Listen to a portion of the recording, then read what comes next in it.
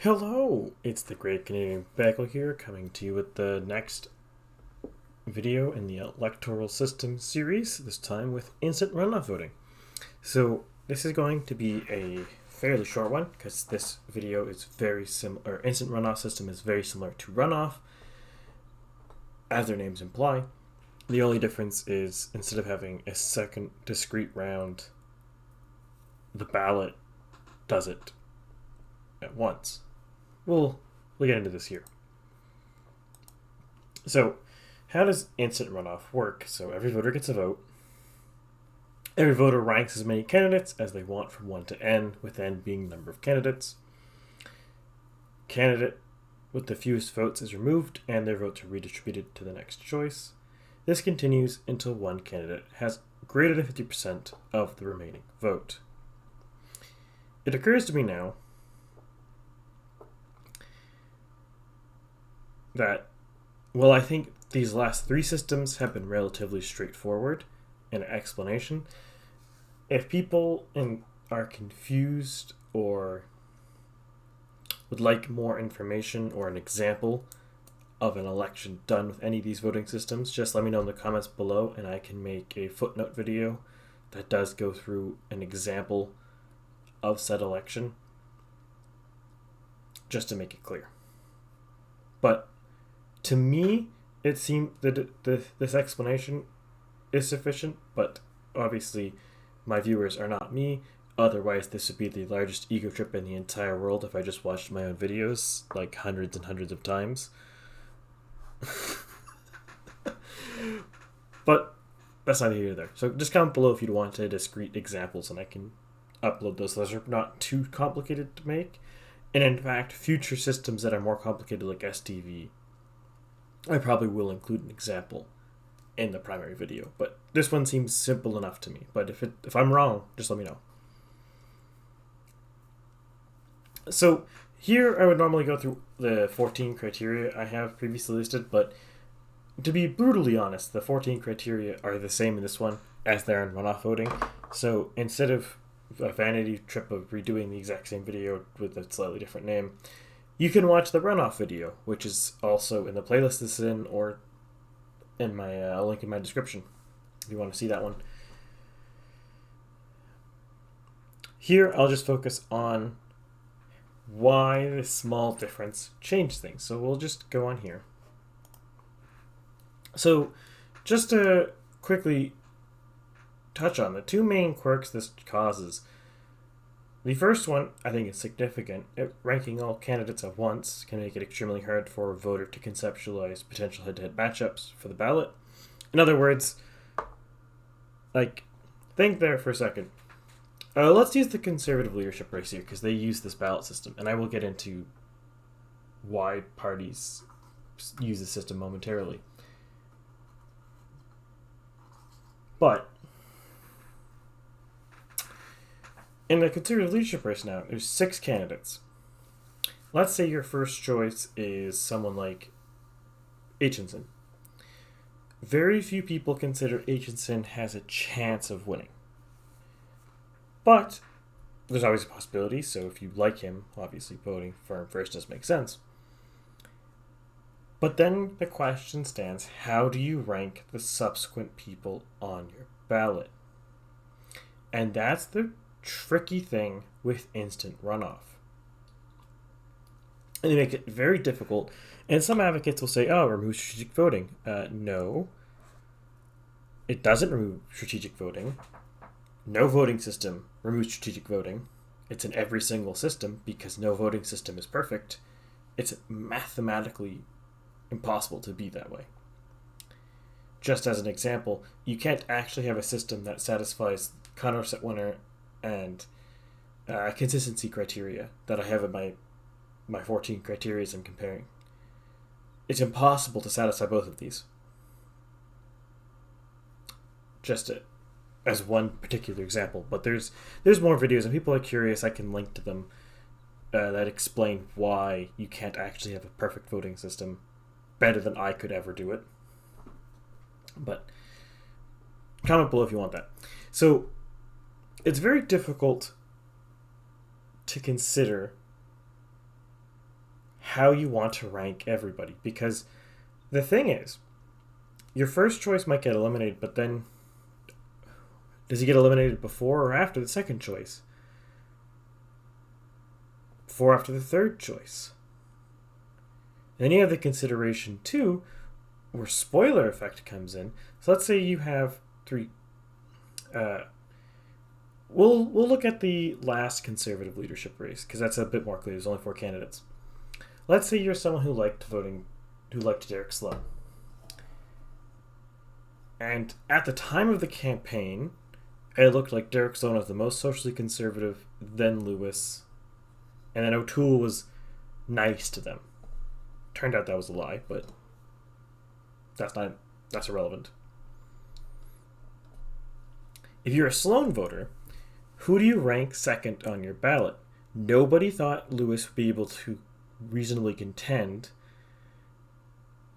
No one thought Lewis would be able to beat McKay. Now, that election never happened, so we have no idea. But the general consensus people had was it was really a race between O'Toole and McKay. So does the Sloan voter put Lewis second, the person he likes better, or she, the person they like better, or O'Toole, who has a better chance of winning, because if it was head-to-head between Lewis and McKay, it looked like Lewis would lose. You can already see this starts getting quite complicated. You have not removed strategic voting at all. It is still there.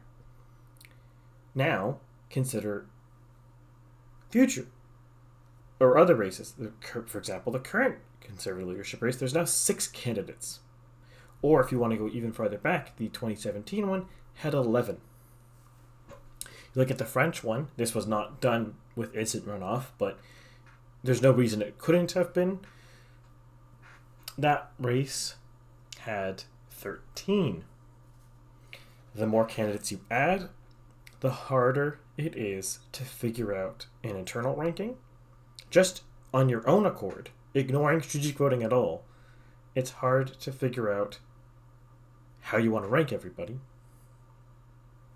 And then secondly, it gets harder and harder to figure out how you want to rank people strategically. Because voting without strategy often gets you a worse result than with strategy. That is always true because every voting system is inherently flawed. A lot of the people who champion things like instant runoff ignore that it's still a flawed system, like every voting system, and they pretend strategy is gone because the naivety, you can just go to your second choice, your third choice, your fourth choice, blah, blah, blah. No, strategy still exists. It always will. Now, the next consideration, that's the difference between instant runoff and alternate vote, not alternate vote, that's another name for this, runoff voting, is that counting the ballots on election night is far more complicated than a regular ballot, such as runoff or first past the post. In fact, if you are familiar with computer science O notation, it is O(n) squared time complexity. Or, in other words, take the number of candidates, square it, and that's proportional to how long it's going to take to count the ballots. So, in other words, if you double the candidates, it takes 4 times longer to count the votes. Assuming for a moment, it's actually a little, it's proportional to 4 times as long, I guess, is the best way to say it. So, normally this isn't a problem, but it can be if you have things like 11-person or 13-person field. Now, I will note, there are ways to improve this. You can have more vote counters. If people trust the vote counting machines,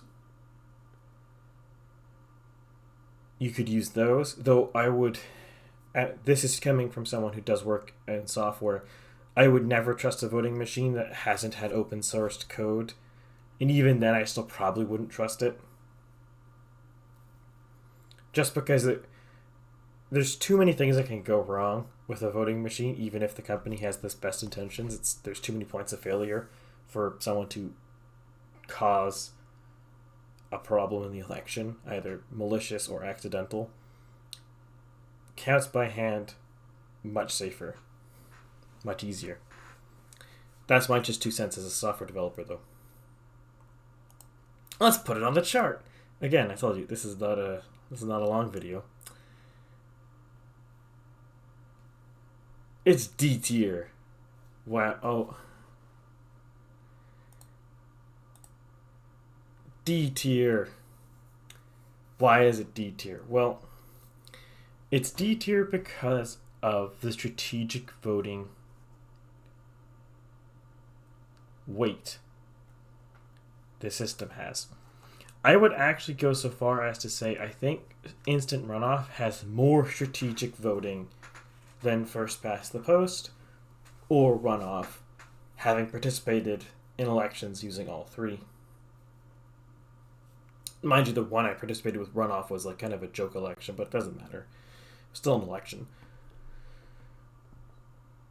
It wasn't like from an actual official position or anything. It's like, doesn't matter.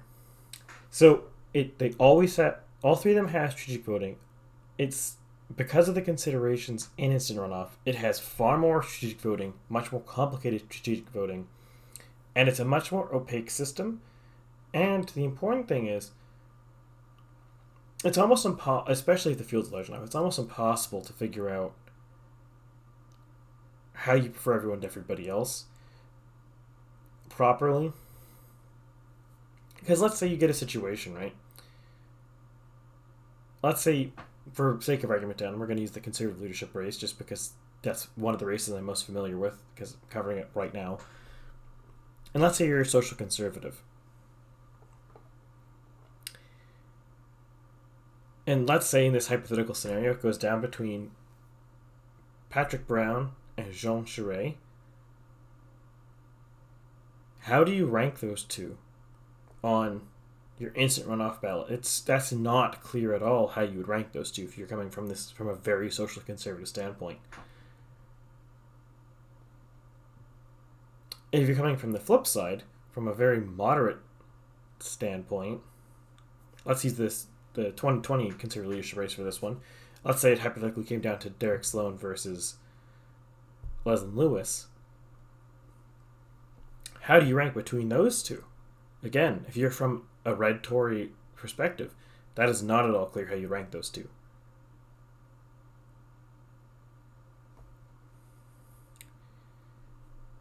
And that's really the problem, because at a certain point, especially if your race is complicated enough, and especially if you have enough candidates involved, your rankings cease to be meaningful and become arbitrary.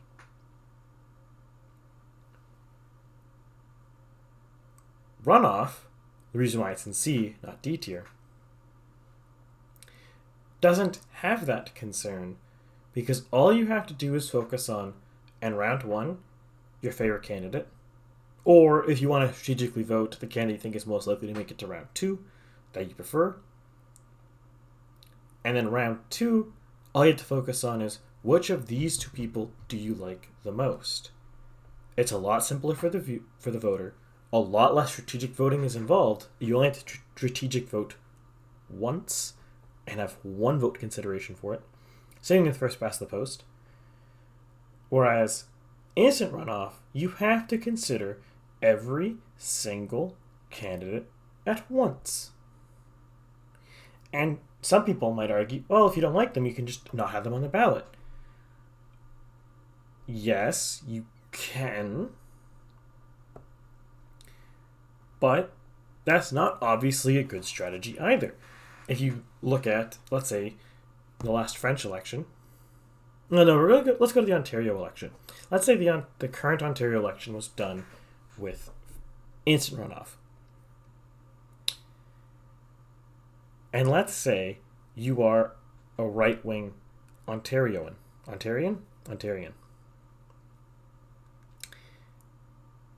And the riding you're voting in is down between a Liberal and an NDPer. how do you rank those two on your ballot? That's not very clear. There's no clear, obvious answer there. But I would argue it doesn't make sense not to rank both of them, because there's clearly going to be one that any arbitrary person is going to prefer over the other. It might be different between Bob and Jim, but Bob and Jim are definitely going to like one over the other, even marginally.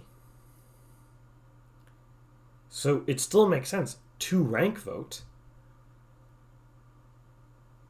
Though, you could then argue there's a strategic level concern where you're vote signaling for future elections that there's not support for these candidates by not voting for them, not ranking them. So then you have another layer of strategic voting. And in fact, I'm going to go so far as to argue that instant runoff might be the system that has the most strategy in how you vote. I cannot even conceptualize a system that has more strategy in it, because it's a single winner, ranked ballot. Those two things together make it probably the most strategy involved. Now, someone might argue, oh, doesn't this mean something like approval voting would also be similar? No. I'll get into that in a future video, but approval voting is not as much strategy involved. The more basic principle to it is voting someone lower down your ballot gives them less approval, depending on the most common system I've seen with approval voting. They would get fewer points the further in the ballot they are. So there is some strategy, but there's not this level of strategy. Do you vote for someone? Or sorry, do you rank them? Do you not rank them? How do you rank them compared to other people? What if it's Bob versus Mary? How do you compare those two? Who would you rather? You don't have any of those concerns. But again, I'll cover that more in a later video in this series. So, here we have it. I haven't considered every single system yet, so I don't have a solid ranking for every single system yet that I'm going to talk about. But it's very possible that this might be the worst electoral system that I can think of. And I will argue against anyone who stands against me. If you disagree, comment below by all means. Or if you have a YouTube channel, or even if you want to make a YouTube channel, at me in a reply video. I'll listen to it, and I might even reply back. Depends on if I think your arguments are genuine or not. But this is very likely the worst possible electoral system that I can think of. With that, though, I'll end the video. So, if you liked the video, please like, share, subscribe. Comment below what you thought. If you agree with me that this is a terrible system. If you disagree with me. If you think I'm completely wrong. All of those things.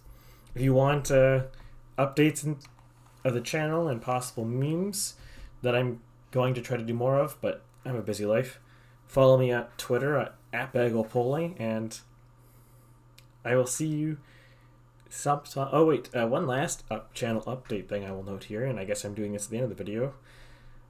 There was, in the last live stream, there was people asking for more live streams, and I don't have a set schedule yet, but I am looking at introducing some to the lineup. They would not be in place of regular videos for the most part, unless it turns out that there's like a debate or something that I want to cover that's would have been on a day that I do a normal video, in which case, well, I'll replace that then.